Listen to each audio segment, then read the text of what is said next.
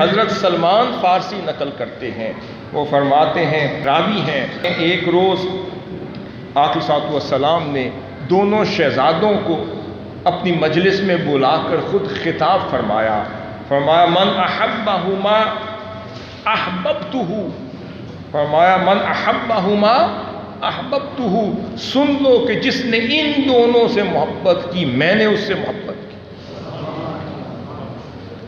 اور اسے امام طبرانی المعجم الکبیر میں اور امام حیثمی مجمع الزوائد میں نقل کرتے ہیں، فرمایا سن لو جس نے ان دونوں سے محبت کی اس سے مصطفیٰ نے محبت کی صلی اللہ علیہ وسلم۔ فرمایا ومن احببتہ احبہ اللہ، اور جس سے میں نے محبت کر لی سن لے اس سے خدا نے محبت کر لی۔ ومن احبہ اللہ ادخلہ الجنات النعیم، اور جس سے خدا نے محبت کر لی اسے خدا نے جنتوں میں داخل کر لیا۔ ومن ابغضہما او بغى علیہما ابغضتہ، اور جس نے ان سے بغض رکھا یا ان سے بغاوت کی، دو لفظ آئے ہیں، جس نے ان سے بغض رکھا یا ان سے بغاوت کی، فرمایا ابغضتہ، میں نے اس سے بغض رکھا۔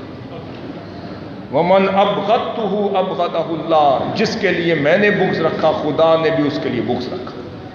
پھر فرمایا ومن ابغضہ اللہ ادخلہ عذاب جہنم ولہ عذاب مقیم، اور جس سے خدا نے بغض رکھ لیا اور بغض فرما لیا اسے دوزخ میں اوندے منہ گرا ڈالا۔